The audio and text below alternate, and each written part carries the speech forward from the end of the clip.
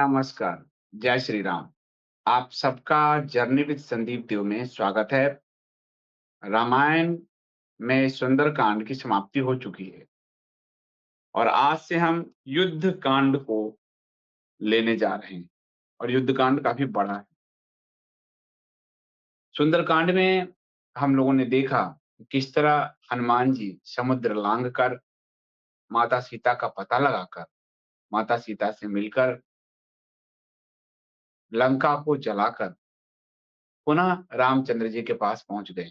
और रामचंद्र जी को पूरा विस्तृत विवरण दिया है कि कैसे उन्होंने सीता जी का पता लगाया और रामचंद्र जी को उन्होंने उत्साहित किया है कि अब आपको जानकी के पास तुरंत पहुंचना है, रावण का वध करना है और उनको मुक्त कराना है। ये सुनकर रामचंद्र जी अत्यंत प्रसन्न हुए और इस तरह से सुंदरकांड की समाप्ति हुई। आज हम युद्ध कांड करेंगे। इससे पहले आज के इस अंक को प्रायोजित किया है टी अरविंद कुमार जी ने और उन्होंने अपने दादा-दादी टी वेंकट राव और टी रंगनायकम्मा जी की स्मृति में इसे प्रायोजित किया है। आज की पीढ़ी अपने दादा-दादी को याद करे, ये कितना सुंदर है और परिवार व्यवस्था का कितना अनुपम उदाहरण है। पहले दादा-दादी, नाना-नानी हमें रामायण और महाभारत सुनाते थे, अब तो वो संस्कृति चली गई। शहर में एकाकीपन हो गया और दादा-दादी, नाना-नानी कहीं गाँव में रह गए। ऐसे में अरविंद कुमार जी ने अपने दादा-दादी को याद करके पुनः भारतीय सभ्यता संस्कृति के का जो वो आधार है, उसे हम सबके समक्ष पुनः स्मृति में लाया है। इसके लिए अरविंद कुमार जी का बहुत धन्यवाद और उनके दादा-दादी को नमन, चरण स्पर्श कि उनका ऐसा पोता है। अब हम आगे बढ़ते हैं। श्री रामचंद्र जी बड़े प्रसन्न होते हैं हनुमान जी की वीरता की गाथा सुनकर और कहते हैं, हनुमान, तुमने ये बड़ा भारी कार्य किया है। भूतल पर तुम्हारे अलावा ऐसा कोई नहीं है जो ऐसा कार्य कर पाए। गरुड़, वायु और हनुमान, इन तीन को छोड़कर मुझे तो कोई नहीं लगता कि इस महासागर को पार कर पाए। हनुमान जी को कह रहे हैं रामचंद्र जी और कहते हैं कि जो देवता, दानव, यक्ष, गंधर्व, नाग, राक्षस, कोई किसी के लिए भी यह असंभव है कि वो रावण की लंका पर आक्रमण करके घुस के उसको नष्ट करके बाहर निकाला है। ये तुम ही हो सकते हो और किसी में इतना बल नहीं, इतना पराक्रम नहीं कि रावण की लंका में घुस जाए और जीवित बचाए और वो भी लंका को नष्ट करके। रामचंद्र जी बड़े प्रसन्न हैं क्योंकि अरसे बाद जानकी के जीवित होने का समाचार, यानी करीब साल भर बाद जानकी के जीवित होने का उन्हें समाचार मिला है। वो बहुत हर्षित हैं और रामचंद्र जी कहते हैं कि हनुमान ने जो किया है, वह उनका जो पराक्रम है, बल है, वह एक सच्चे सेवक का बल है। और वो सेवक किसका? सुग्रीव का। क्योंकि राजा सुग्रीव हैं, कि मंत्री हनुमान हैं। राम ये नहीं कहते कि मेरे सेवक, क्योंकि राम अभी सुग्रीव के मित्र हैं और राजा सुग्रीव भी ही हैं वानर भालुओं के। राम सुग्रीव की सेना पर आश्रित है। इसलिए वो ये नहीं कहते कि हनुमान तुमने बड़े सच्चे सेवक का धर्म निभाया है। कहते हनुमान तुमने सच्चे सेवक का धर्म निभाया है, सुग्रीव के सच्चे सेवक का धर्म निभाया है। राजा के मंत्री तो उनके सेवक ही होते हैं। जो सेवक स्वामी के द्वारा किसी दुष्कर कार्य में नियुक्त होने पर उसे पूरा करता है, वो सबसे उत्तम सेवक है। अतः हे हनुमान, तुम सर्वोत्तम सेवक, तुम सर्वोत्तम, सुग्रीव के सर्वोत्तम सेवकों में से तुम हो। और फिर वो कह रहे हैं कि आज हनुमान ने विदेह नंदिनी सीता का पता लगाकर उन्हें अपनी आंखों से देखकर धर्म के अनुसार मेरी समस्त रघुवंश की और महाबली लक्ष्मण की भी रक्षा की है। अगर सीता नहीं तो मैं नहीं, और मैं नहीं तो लक्ष्मण नहीं, और मैं नहीं तो भरत नहीं। पूरा रघुवंश खतरे में था, पूरा रघुवंश खतरे में। यदि सीता जी की मृत्यु का समाचार आता तो राम नहीं बचते तो लक्ष्मण नहीं बचते, और जब 1 साल बीतने पर राम नहीं पहुंचते तो भरत नहीं बचते, रघुवंश का विनाश हो जाता। शत्रुघ्न जी थे संभालते, वरना रघुवंश पर तो आपदा आ ही गई थी। तो राम जी कह रहे हैं, हनुमान तुमने मुझ पर, महापराक्रमी लक्ष्मण पर और इस रघुवंश पर एक तरह से तुमने कृपा ही की। और राम बहुत प्रसन्न हैं, लेकिन राम के पास देने के लिए कुछ नहीं है। वह राजा जो प्रसन्न हो जाए तो मुद्रिकाओं की, स्वर्ण मुद्रिकाओं की ढेर लगा दे। और जब राजकुमार थे और वन गमन का आदेश मिला, तो उन्होंने अपनी सारी संपत्ति बांट दी जनता में। वो कथा आपको सुना है ना? एक अंगूठी था जिस पर राम लिखा था, वो भी सिया को दे दिया। अब कुछ नहीं है मेरे पास, मैं तुम्हें क्या दूं? राम प्रसन्न है और हृदय में छटपटाहट है, मैं तुम्हें क्या दूं? फिर वो कहते हैं कि मेरे पास पुरस्कार देने योग्य आगे कुछ भी नहीं है। यह कसक मेरे हृदय में उठ रही है,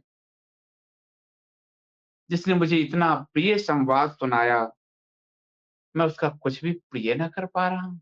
मैं कितना असहाय हूँ। लेकिन हनुमान, तुम महात्मा, महात्मा हनुमान, तुम महात्मा हो, मैं तुम्हें अपना प्रगाढ़ आलिंगन तो दे ही सकता हूँ। और हनुमान जी को गले से लगा। त्रिभुवन के स्वामी श्री राम ने हनुमान जी को गले से लगा। इससे बड़ा पुरस्कार और क्या हो? तो हनुमान जी का वो आलिंगनबद्ध गले से लगा लिया और उन्होंने कहा, यही मेरा सर्वस्व है। मैंने तुम्हें सर्वस्व दिया हनुमान। परमात्मा कह रहा है अपने भक्त को, याद रखिए इस बात को। भक्त के आगे भगवान हार जाता है, और भगवान भी अपना सर्वस्व निछावर कर देता है जब उसे वैसा भक्त मिले। तो यही तो मेरा सर्वस्व है, मैं तुम्हें अब अर्पित करता हूँ। आओ मुझसे आलिंगनबद्ध हो जाओ, मेरे गले लग जाओ। और रघुनाथ जी के अंग प्रत्यंग पुलकित हो गए, प्रसन्न हो गए। फिर राम जी ने गले लगाया हनुमान जी को, और फिर सुग्रीव को सुनाकर सारे वानरों को संबोधित किया। हे बंधुओं, सीता की खोज का काम तो सुचारू रूप से संपन्न हो गया, किंतु समुद्र की दुस्तारता, यह जो दुस्तर समुद्र है, उसको लांघने का जो विचार है, उससे मेरे मन का उत्साह पुनः नष्ट हो रहा है। इसको कैसे लांघेंगे?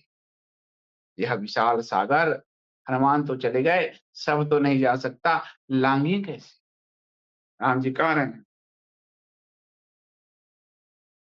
यहाँ एकत्र हुए वानर समुद्र को कैसे लांघेंगे और कैसे समुद्र की सीमा पर पहुंचेंगे? दक्षिणी तट पर उस तरफ कैसे पहुंचेंगे? ये बड़ा शोचनीय प्रश्न आ गया है। और जैसा कि हनुमान ने कहा कि मेरी सीता ने भी यही संदेह उठाया है, यही आशंका मन में व्यक्त की है, इसलिए इसका समाधान ढूंढना होगा। राम सुग्रीव की तरफ देख रहे हैं कि क्या समाधान निकालते हैं। फिर सुग्रीव जी ने राम जी को कहा कि बीरबर आप कौन है? आप भूल गए, साधारण मनुष्यों सा संताप आप करते हो। आप हो कौन? आपको ये पता नहीं है? एक साधारण मनुष्य की भांति आप रो रहे हो, बिलख रहे हो, संताप कर रहे हो। आप चिंतित ना हो, इस संताप को आप छोड़ दें। आज जब सीता का समाचार मिल गया, वो सुरक्षित हैं, वो कहाँ है ये पता चल गया, तब अब चिंता करने की आवश्यकता रही कहाँ जाती? अब आप ये चिंता छोड़ दीजिए प्रभु। आप शास्त्रों के ज्ञाता हैं, महापंडित हैं, कृतात्मा पुरुष की भांति इस अर्थ दूषक प्रकृति बुद्धि का त्याग कीजिए। आप ज्ञानी हैं, आप शास्त्रों के ज्ञाता हैं, लेकिन साधारण पुरुष की भांति इस तरह जो बुद्धि है उसका परित्याग कीजिए। ये प्रकृति बुद्धि हम सबकी बुद्धि में, आम लोगों की बुद्धि में आएगा कि हम कैसे पार करेंगे। आपकी बुद्धि में कैसे आ सकता है? आप तो प्रभु हैं। और फिर कहते हैं, हम सभी समुद्र को लांघेंगे, हम उसको पार करेंगे और हम लंका का विनाश करेंगे। आप बिल्कुल चिंता न करें। लेकिन रामचंद्र जी का उत्साह अभी भी शून्य है। वो शून्य की तरह बैठे हैं। सुग्रीव कह रहे हैं, जो पुरुष उत्साह शून्य, दीन और मन ही मन शोक से व्याकुल होता है, उसके सारे काम बिगड़ जाते हैं, विपत्ति घेर लेती है, इसलिए इससे बाहर निकलिए। क्या-क्या? उत्साह शून्य। किसी कार्य में यदि आपका उत्साह ना हो, तो वो परिणाम ही नहीं देगा। परिणाम के लिए किसी भी कार्य में उत्साह बहुत आवश्यक है। जिसे बोलते हैं ना कि पुत्र की इच्छा थी मानवी की पढ़ने की, पिता ने इंजीनियर बनाने के लिए इंजीनियरिंग पढ़ा दी। वो बेमन से नौकरी भी हो जाएगा, पर वो जीवन घिसटते हुए जिएगा, वो मन से नहीं जी पाएगा। इसलिए उत्साह बहुत ज़रूरी है। दीनता का भाव कभी नहीं आना चाहिए हृदय में। दीनता यानी गरीब, कुचला, मैं कैसे करूँगा? मैं तो अकेला हूँ। यह दीनता का भाव भी आपकी पराजय का कारण होगा। और यदि शोक से घिरे हैं आप, तो वो भी आपके पराजय का कारण है। तो सबसे उत्साह होना चाहिए, शौर्य होना चाहिए मन में, और किसी भी तरह का शोक नहीं होना चाहिए, तभी मिलती है सफलता। सुग्रीव कह रहे हैं, ये वानर यूथ सब प्रकार से समर्थ हैं, उत्साह से भरे हुए हैं। ये जलती आग में भी छलांग ले लेंगे रघुवर, समुद्र को लांघने। और रावण को मारने का प्रसंग जब चलता है तो इनके चेहरे की प्रसन्नता तो आप देखिए कितने प्रसन्न होते हैं। इसलिए मैं जानता हूं कि ये सुदृढ़ हैं अपने विचारों पर, और इन्हें जीत मिलेगी मिलेगी। आप ऐसा कीजिए जिससे हम सब पराक्रम करके रावण को मारकर सीता को ले आए। करना आपको है प्रभु, क्योंकि आप अपनी सामर्थ्य को नहीं पहचान रहे। वो कह रहे हैं, आप कुछ उपाय ऐसा कीजिए जिससे समुद्र पर एक सेतु बन जाए और हम लंका पहुंचे।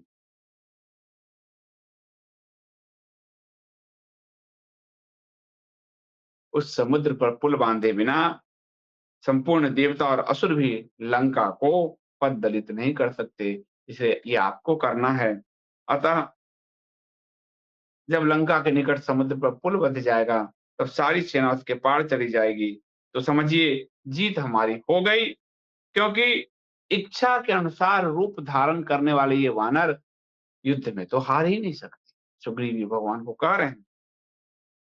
इसलिए हे प्रभु, हे राजन, आप इस अपनी व्याकुल बुद्धि का परित्याग कीजिए और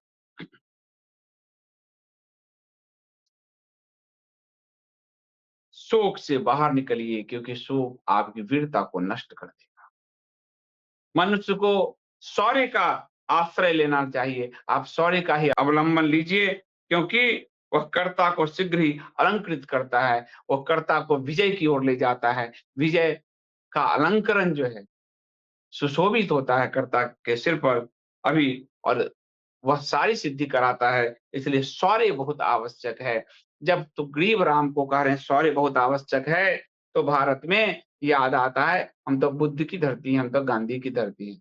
और चरखा जी लेकर कोई बैठ जाता था, अभी बुद्ध और गांधी लेकर बैठते हैं। बिना शौर्य के इस भारत भूमि को निर्वीर्य कर दिया गया।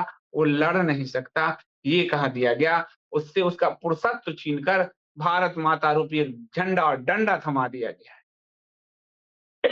सुग्रीव भी राम जी को कह रहे हैं, शौर्य का आश्रय लीजिए प्रभु, क्योंकि शौर्य ही बुरे से बुरे बिगड़े हुए काम को भी बना देता है।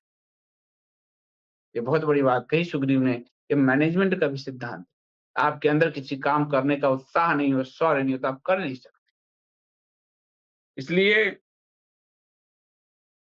कि रघुनंदन इस तीनों लोकों में मुझे ऐसा कोई वीर नहीं दिखाई देता कि आपके ठामने सामने ठहर सके। आपके धनुष, आपके बाण के आगे ये समुद्र कैसे ठहरेगा? आप निश्चिंत रहें, आप चिंता न करें और सुख को स्थान देना व्यर्थ है। इसलिए शत्रुओं के प्रति क्रोध धारण कीजिए। ये भी हमारे रामायण की बात है। हम तो बुद्ध की धरती हैं, बांग्लादेश आ गया, ले गया, अमेरिका बैठ गया। हम तो गांधी की धरती हैं। यह जो निर्वीर्य नपुंसकता है, क्लीबपन है, उस पे आघात है कि आप शत्रुओं के प्रति क्रोध का धारण कीजिए, प्रभु क्रोध धारण कीजिए, शोक छोड़िए और क्रोध धारण कीजिए। मैं आपको कई बार कहा हूँ, क्रोध तो कहते गुस्सा, गुस्सा, क्रोध हर बार नकारात्मक नहीं होता। शत्रु के प्रति यदि आप में क्रोध है, तो आपकी दिशा सही है, सही लेंथ लाइन है। मैं बिल्कुल आपको नहीं सिखाऊँगा कि हम चोरी को मारे, चोर को नहीं। हम पाप को मारे, पापी को नहीं। ये सब नाटक है।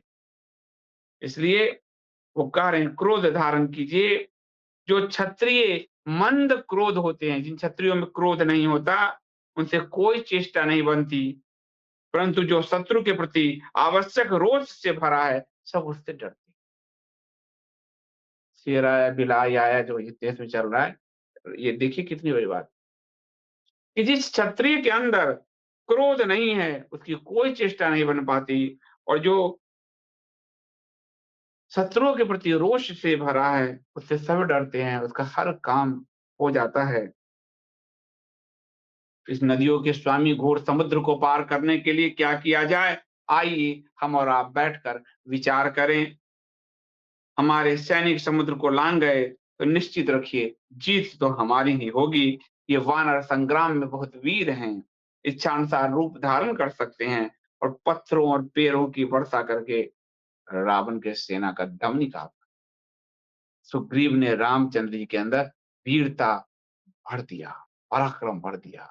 राम जी उठ खड़े पराक्रम से भरकर और उन्होंने हनुमान जी को कहा बुलाकर, हे हनुमान, तुम बताओ लंका कैसी है? कितने दुर्ग हैं, कितने सैनिक है, क्या है? तुम ही गए हो, तुम बताओ, क्योंकि अब लंका को जीतना ही जीतना है।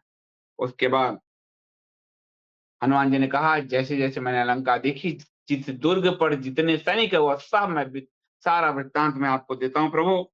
और उन्होंने सारा वृत्तांत लंका का दिया। उन्होंने कहा और इससे उस समय की लंका की एक संरचना का भी पता चलता है कि लंका के दुर्ग किस विधि से बने हैं, कैसे बने हैं, कैसा लंकापुरी की व्यवस्था है, किस प्रकार वो सुरक्षित है, वह सब मैं आपको बताऊंगा और कहाँ-कहाँ सैनिक लगाए गए हैं ये भी बताऊंगा। तो हनुमान जी ने तो आधा काम कर दिया। लंका के अंदर कहाँ-कहाँ सैनिक लगे हैं, कहाँ आयुध भंडार है, कहाँ क्या है, सब पता कर लिया। अब वो सब कुछ रामचंद्र जी को डिटेल बताते हैं। कहते हैं लंका 4 बड़े दरवाजों से घिरा हुआ है, लंबे चौड़े किवाड़ लगे हैं, यंत्र लगे हुए हैं। उस समय यंत्र जो आपने देखा होगा बाहुबली में, ऐसे पत्थर फेंकते थे, ऐसे घुमाकर किट बंद करते थे। यंत्र शब्द आया है और ये जो साइंस के नाम पर साइंस करके हम धर्मशास्त्रों को दूषित करने वाले लोग हैं, उन्हें शायद ये नहीं पता कि यंत्र त्रेता युग में सनातन समाज में था। तो यंत्र से वो गेट जो बंद होता था उसको उठाते थे और गिराते थे, बंद करते थे। वहां पर तीर और पत्थर के गोले बरसते हैं लंका में। जो भी शत्रु आता है उस पर ही हमला करते हैं तीर और पत्थर के गोलों से, जिसके कारण शत्रु इसको पार ही नहीं कर पाता। फिर वो कह रहे हैं कि इस पुरी के चारों ओर सोने का बना हुआ ऊंचा परकोटा है, जिसको तोड़ पाना बहुत कठिन है। उस पर मूंगे मोती नीलम मणि का काम किया हुआ है। फिर उस चरकोटे के चारों ओर भयंकर शत्रुओं को अमंगल देने वाली ठंडी जल से भरी हुई गहरी खाइयां हैं। तो गहरी खाई खोद रखी है ताकि कोई लंका में प्रवेश ही ना कर सके और ठंडे जल से भरी हुई है। तो खाइयां बनी है, उसमें बड़े बड़े मगरमच्छ और मछलियों को छोड़ दिया गया है कि कोई कोशिश करे तो उसको खा जाए। रावण ने ऐसी व्यवस्था कर रखी। उसके बाद वो कह रहे हैं कि एक संक्रम जो बड़ा ही सुदृढ़ और अभेद्य है, वहाँ बहुत बड़ी सेना रहती है और वह सोने के अनेक खंभों तथा चबूतरों से घिरा हुआ है। सेना का एक बड़ा स्थल जिसको जिसको उन्होंने संक्रम नाम दिया है, वो वहाँ पर सारी सेना रहती है रावण की। तो हनुमान जी कह रहे हैं इसके अलावा कि वह जो दुर्गम पहाड़ी है, वह नदी, पर्वत, वन और कृत्रिम खाई बनाकर उसको सुरक्षित किया गया है, परकोटा आदि बनाकर सुरक्षित किया गया है। और वह जो लंका है वो पर्वत के शिखर पर बसी हुई है। देवपुरी के समान वो लंका है, देवताओं की पुरी लगती है। लंका के पूर्व द्वार पर 10,000 राक्षस, तो हनुमान जी पश्चिमी द्वार पर 10 लाख राक्षस, उत्तर द्वार पर 10 करोड़ राक्षस। तो हनुमान जी सारे द्वारों का वर्णन कर रहे हैं कि इतने-इतने राक्षस हैं वहां पर। लेकिन फिर वो कह रहे हैं मैंने सारे संक्रमण तोड़ डाले हैं, गेट वेट सब उखाड़ दिया है, इसलिए आप चिंता ना करें। खाइयां पाट दी है और मैंने खाइयों को पाट दिया था कि हमारी सेना आ पाए। अब रावण तो वहां से देखने आएगा नहीं कि खाई कहाँ भरा है नहीं। तो एक तरफ हनुमान जी ने खाइयों को भी पाट दिया ताकि हमारी सेना, राम जी की सेना वहां आराम से आ सके। लंकापुरी को जला दिया है मैंने और परकोटे को भी धराशायी कर दिया है। और विशालकाय राक्षस सेना है प्रभु, उसके 1/4 तो हमने नष्ट कर दिया है। यह जो उत्साह है, यही उत्साह विजय बनाएगा रामचंद्र जी को भी, हनुमान जी को भी, सुग्रीव को भी। और हर बानर के अंदर यही उत्साह जगेगा। इसलिए हनुमान जी कह रहे हैं कि मैंने तो 1/4 राक्षस सैनिक भी मार दिए, इसलिए अब ज्यादा घबराने की जरूरत नहीं है। हम लोग किसी न किसी तरह उपाय करके समुद्र से बाहर का रास्ता ढूंढ लेते हैं। अंगद, द्विविद, मैंद, जांबान, पनस, नल और सेनापति नील, इतने ही बानर लंका विजय के लिए पर्याप्त हैं। तो हे प्रभु आप चिंता ना करिए। अत्युत्साह में बोले हनुमान जी, ये जो 4-5 नाम उन्होंने लिया, इतने ही पर्याप्त है लंका को जीतने के लिए, सबकी जरूरत भी नहीं पड़ेगी, हनुमान जी कह रहे हैं। अतः हम लोग उछलते कूदते रावण के लंका में पहुंच जाएंगे, आप चिंता ना करें, हनुमान जी कह रहे हैं।